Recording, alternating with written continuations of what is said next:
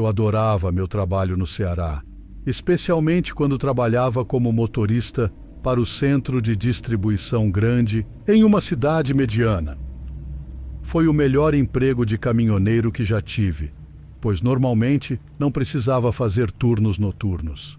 A maioria das minhas entregas me levava a cerca de 3 horas de distância do centro de distribuição, o que significava que, ao contrário da maioria dos caminhoneiros, eu conseguia passar a maior parte das noites em casa com minha família.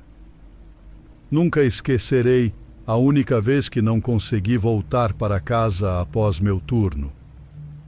Tudo começou quando estava pegando um reboque recém-carregado para meu caminhão que eu levaria para 3 das lojas que eu entregava. Quando cheguei ao centro de distribuição, me informaram que o carregamento do caminhão demoraria porque estavam com falta de pessoal. Ofereci-me para ajudar e eles aceitaram devido à escassez de funcionários. Ajudei outro trabalhador no armazém a carregar caixas e paletes no caminhão que eu transportaria e terminamos rapidamente. Eles me agradeceram e eu comecei a viagem para a primeira loja. Cerca de 1 hora depois, percebi que tinha esquecido minha garrafa d'água no fundo do caminhão. Qualquer um que já esteve no Ceará no verão sabe que a hidratação é essencial, pois pode fazer um calor abrasador. Estava com sede e sabia que ainda tinha uns 45 minutos até chegar à primeira loja na minha rota. Decidi parar em uma pequena estrada de cascalho que já tinha usado antes para usar o banheiro e parar o caminhão. Desliguei o caminhão e corri para pegar minha garrafa d'água no reboque. Entrei e comecei a procurar, esperando que não estivesse enterrada sob as caixas. Felizmente, a encontrei caída entre algumas caixas, fácil de alcançar. Mas então, ao dar um passo à frente, não sei exatamente o que causou, talvez fosse a leve trepidação do reboque enquanto eu caminhava, ou porque não abri a porta totalmente. Mas a porta do reboque começou a fechar atrás de mim. Para piorar, quando bateu, ouvi praticamente o som da trava caindo no lugar, na parte inferior da porta. Não importava o quanto eu tentasse, não conseguia abri-la por dentro. Tentei não entrar em pânico enquanto pensava em uma saída. Não havia como abrir a porta, e eu não achei que precisaria do meu celular. Então deixei-o carregando na frente. Comecei a hiperventilar ao perceber que não conseguiria sair até que alguém me encontrasse. Esperava que alguém da loja, onde eu deveria ter aparecido, ligasse para o escritório do meu gerente, mas mesmo que fizessem isso, não sabiam como me encontrar, já que não avisei que faria uma pausa. O primeiro dia foi o pior. Nunca senti um calor tão intenso na vida. Era como se estivesse dentro de um forno torradeira, sendo cozido lentamente. Comecei a me sentir tonto depois de cerca de 1 hora, e uma vez que terminei toda a minha água, tudo o que podia fazer era esperar ser encontrado logo. Não demorou muito até que eu desmaiasse, e a próxima coisa que me lembro é a porta do reboque do meu caminhão sendo aberta. Lembro-me de a luz do sol ser ofuscante e, em seguida, tudo ficou preto novamente antes de finalmente acordar no hospital. Eu havia desmaiado na parte de trás do caminhão por presumivelmente 12 horas e não fui encontrado até a manhã seguinte, quando uma família que morava na estrada de Cascalho passou de carro e chamou a polícia. Os médicos disseram que foi um milagre eu não ter sofrido danos cerebrais permanentes por causa do calor e da desidratação.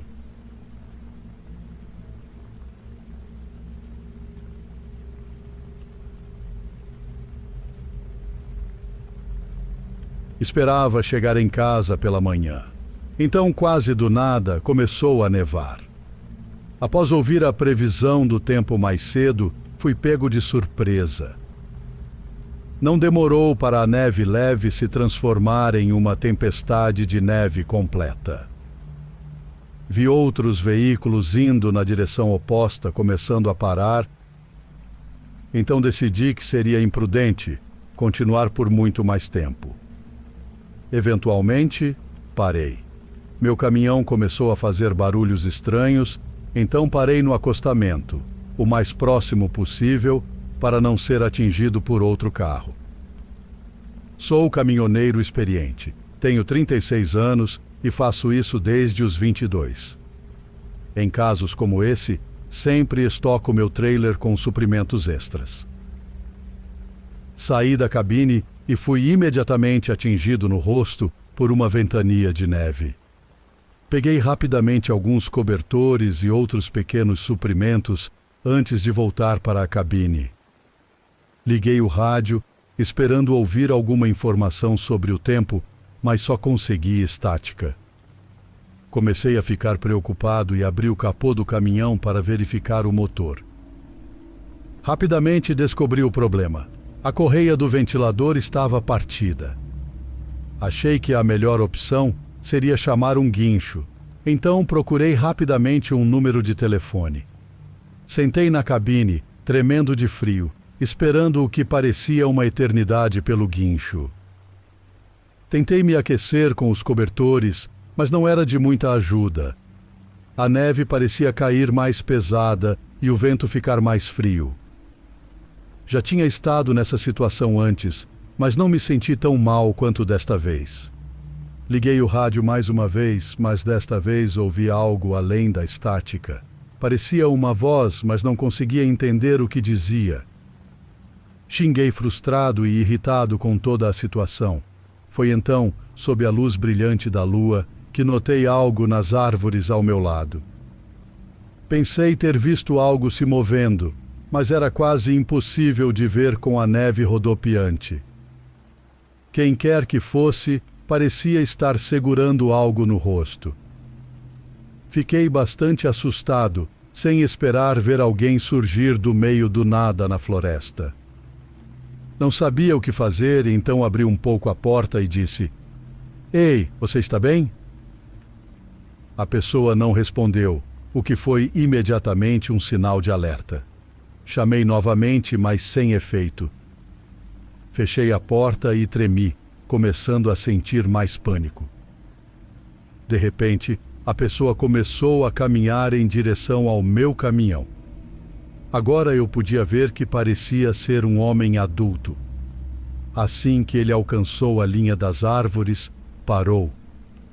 Agora que ele estava a poucos metros, pude ver que o objeto que segurava era um walkie-talkie. Assim que ele colocou no rosto, percebi que ele estava causando o ruído estático o tempo todo. Os fortes ventos sopravam no microfone, causando o som que eu pensava ser estática. Foi então que o ruído se transformou em algo que ainda me assusta ao pensar. O homem começou a rir no rádio.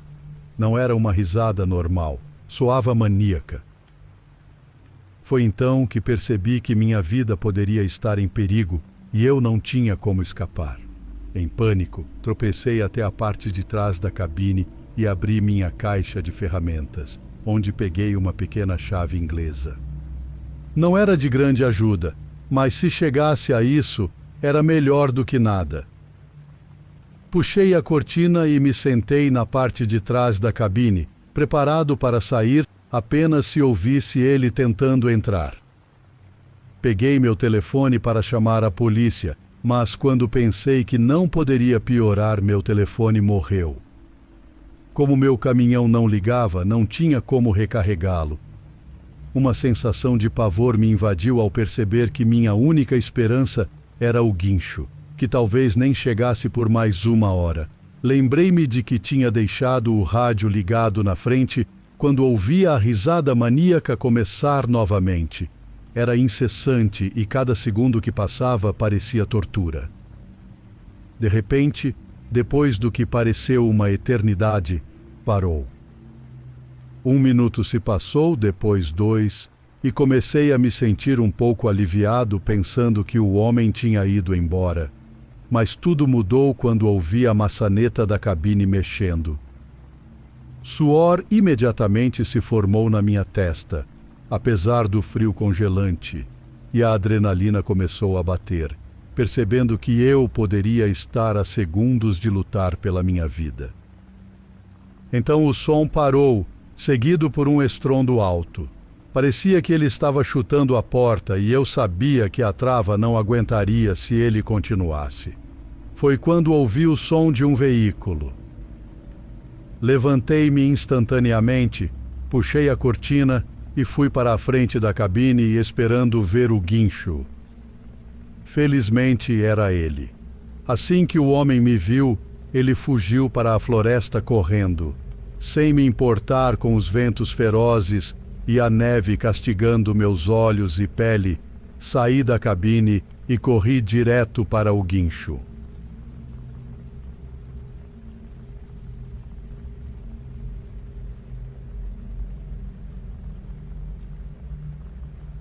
Já fazia quase 12 anos que eu tinha assumido a empresa de transporte da família. Com a chegada de novembro, estava começando a sentir o inverno se aproximar.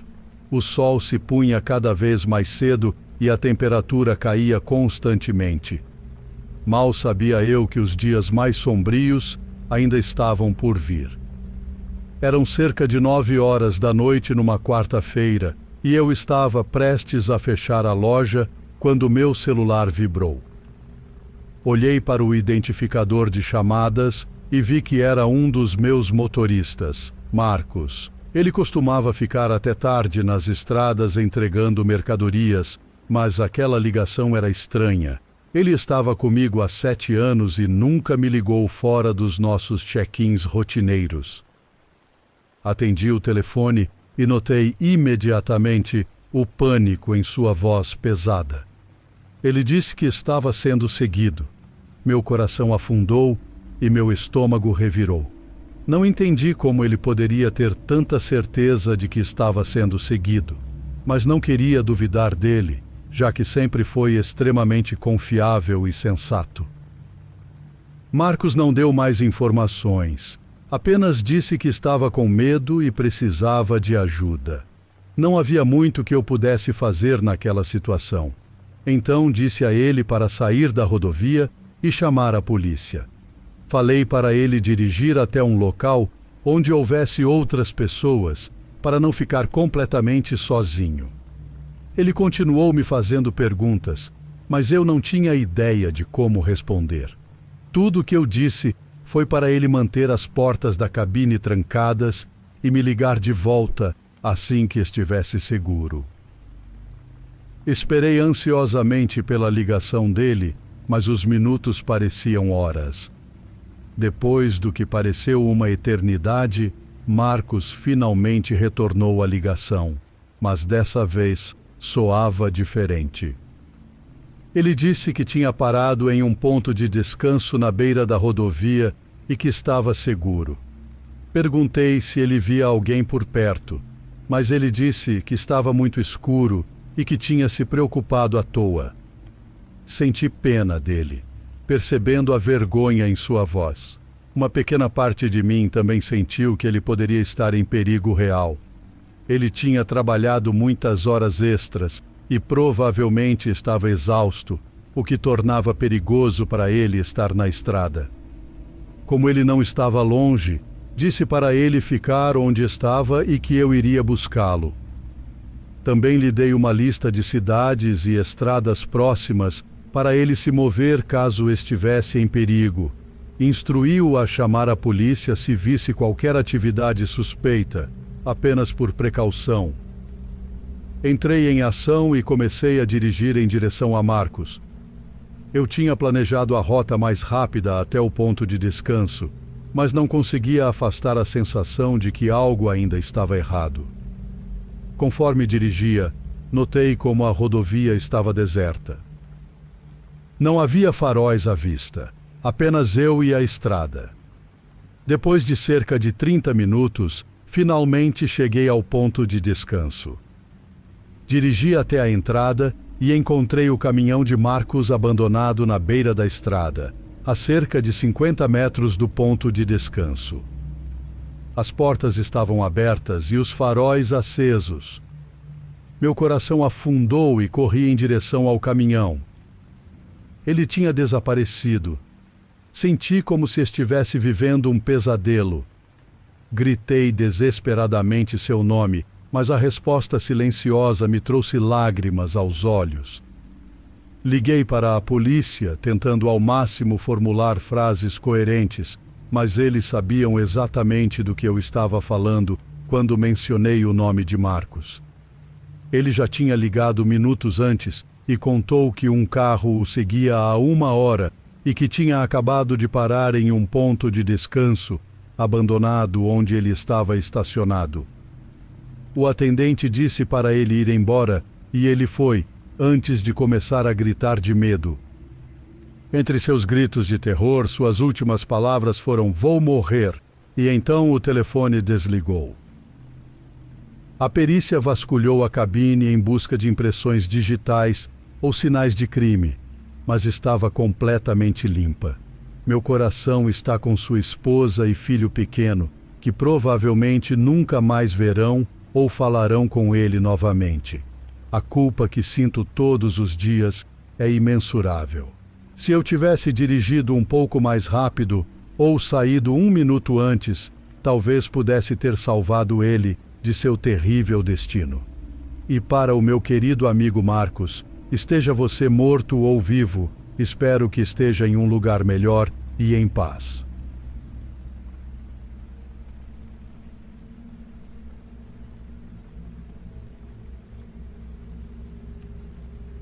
Crescer com um pai caminhoneiro significava que havia semanas em que eu mal o via, porque ele estava sempre na estrada. Mas isso definitivamente ajudava a pagar as contas em casa e garantia que minha família e eu tivéssemos o que comer. No entanto, fui rapidamente desencorajado a seguir seus passos depois de passar 3 dias na estrada com ele. Eu tinha acabado de completar 12 anos e, para o meu aniversário, praticamente implorei para ele me levar junto. Finalmente, ele concordou. Era uma viagem curta, comparada às rotas que ele normalmente fazia, e ambos pensamos que seria uma ótima experiência de união. E foi. Nos divertimos muito no início da viagem, ouvindo música e comendo hambúrgueres na estrada. E na primeira noite, quando dormimos na cabine, senti como se estivesse acampando. Eu não poderia estar mais feliz. No dia seguinte, meu pai tentou me ensinar uma lição que acho que todos deveriam aprender. Ser gentil com os outros, mesmo que você não os conheça. Só que ele não esperava que isso desse tão errado. Vale destacar que isso foi nos anos 90, e as pessoas confiavam mais umas nas outras naquela época. Além disso, meu pai sempre foi um homem grande, então não havia muitas pessoas que o intimidavam. Enquanto dirigíamos, notamos um homem caminhando no acostamento. Meu pai começou a desacelerar, e eu pensei que fosse apenas para passar por ele com segurança. Mas, em vez disso, ele parou o caminhão ao lado do homem e perguntou para onde ele estava indo e se precisava de carona. Nunca vou esquecer o sorriso no rosto do homem. Era como se meu pai tivesse feito a coisa mais gentil do mundo por ele. O homem disse que estava caminhando de volta para casa, que ficava a alguns quilômetros dali. Então meu pai me pediu para ir para trás e mandou o homem entrar. Retomamos a viagem e meu pai começou a conversar com o homem, que parecia ser muito simpático. Mas quando chegamos na estrada onde ele morava, e vimos que sua entrada era um longo caminho de terra, e como o caminhão do meu pai não conseguiria virar ali, avisamos que teríamos que deixá-lo no início do caminho. O homem não gostou disso, e toda a sua gratidão pareceu desaparecer. Em vez de pedir ao meu pai para dirigir pela estrada de terra, começou a exigir isso. Quando ele começou a elevar a voz, Meu pai já tinha tido o suficiente. Ele informou ao carona que eu estava no caminhão com ele e pediu respeitosamente para o homem se acalmar. Foi quando vi o homem mexendo no bolso. Recuei mais para dentro da cabine quando o vi puxar uma faca e apontá-la para o meu pai. Meu pai pediu para o homem se acalmar novamente e tentou fazê-lo baixar a faca, mas o carona só ficou mais agitado. Ele começou a exigir a carteira do meu pai e perguntar o que mais ele tinha. O homem pegou a carteira, mas quando descobriu que não tínhamos mais nada, virou-se para mim. Meu pai tentou chamar sua atenção de volta, mas o homem interpretou isso como uma ameaça e avançou com a faca. Meu pai respirou fundo quando a faca penetrou seu estômago. Quando o homem tirou a faca e se virou para mim, não sei o que teria feito se meu pai não estivesse consciente. Antes que o homem pudesse virar a faca contra mim, meu pai pulou nele e o agarrou. Aproveitei a oportunidade para alcançar e destrancar a porta do passageiro, pela qual meu pai jogou o homem para fora. Fechamos rapidamente a porta e a trancamos. Meu pai não perdeu tempo, afastou-se do homem que nos atacou e dirigiu até o hospital. Foi lá que falamos com a polícia, que conseguiu encontrar o homem que pegamos. Ele estava caminhando pela estrada de onde o deixamos e quando a polícia o prendeu, começou a ter uma overdose da substância que tinha usado antes de nos encontrarmos. Ele acabou no mesmo hospital que meu pai e eu, antes de ser acusado de assalto.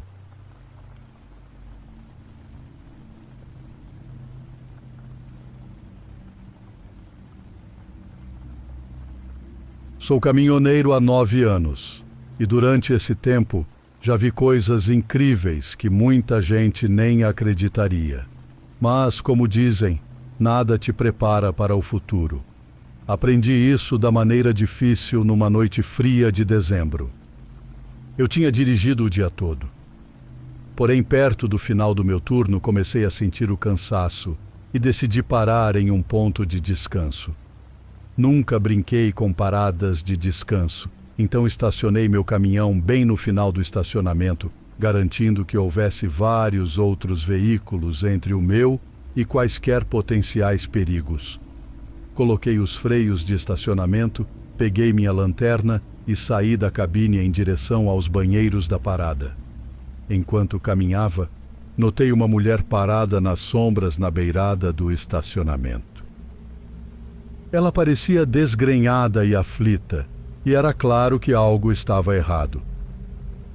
A princípio, pensei que fosse uma moradora de rua procurando abrigo para a noite, mas conforme me aproximei, ela correu na minha direção.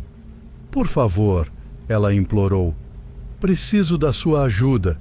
Meu marido acabou de ligar dizendo que está sentindo dores no peito. Preciso chegar ao hospital." O olhar de medo nos olhos dela fez meu sangue gelar. Hesitei, mas era evidente o desespero dela e não podia simplesmente abandoná-la. Relutantemente, concordei, e nós entramos na cabine do meu caminhão. Perguntei a ela algumas questões para saber mais sobre o marido e sua condição. Ela disse que se chamava Claire e que o marido, Eric, também estava com dificuldades para respirar e se queixava de tontura. Ele havia dito que estava piorando a cada minuto, então precisávamos chegar lá rápido. Dirigimos em silêncio, com minha mente girando, enquanto eu navegava pelas estradas sinuosas em direção ao hospital. Tinha 1000 perguntas na cabeça, mas aquele não era o momento de fazê-las. Quando finalmente chegamos ao hospital, parei na área de desembarque da emergência. Antes que eu pudesse dizer algo, ela já tinha saído do caminhão e estava correndo para a entrada. Estacionei o caminhão e saí para segui-la. Meu coração batia tão forte. Quando cheguei à entrada, ela tinha sumido. Procurei freneticamente pelo saguão e pelos corredores, mas não havia sinal dela. Perguntei à recepcionista se ela tinha visto para onde Claire foi e ela me levou até o corredor. Quando chegamos, vi Claire caída no chão, encostada na parede. Eric estava morto. Depois de alguns momentos de silêncio, finalmente encontrei coragem para perguntar a Claire o que tinha acontecido, mas ela estava muito abalada para responder. Ofereci para levá-la de volta à parada de descanso, mas tudo o que ela murmurou foi: "Não, quero ir para casa com Eric." Fiquei arrasado ao ouvir isso, mas acabei convencendo Claire a me deixar levá-la de volta. Quando estávamos quase chegando, finalmente tive coragem de perguntar mais sobre o que aconteceu antes de eu chegar. Tudo o que ela dizia soava absolutamente devastador, até que ela desabou e confessou algo horrível para mim. Entre lágrimas, ela disse: "Tivemos uma discussão terrível mais cedo e coloquei algo na bebida dele." Fiquei chocado e sem acreditar no que estava ouvindo. Dirigimos o resto do caminho em silêncio, com o único som sendo o zumbido constante do motor.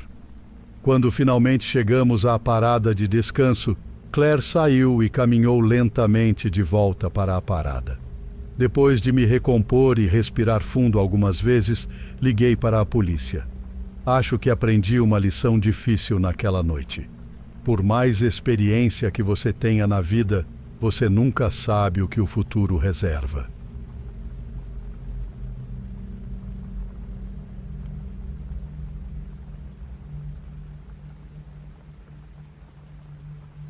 Consegui meu primeiro emprego na cidade quando tinha 16 anos, em uma loja de conveniência e posto de gasolina local.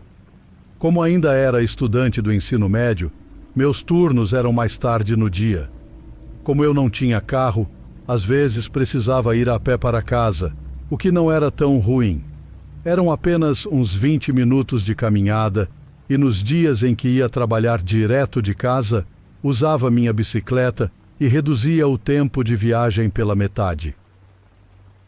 Depois de um tempo, percebi que tirar minha carteira de motorista deveria ser minha prioridade.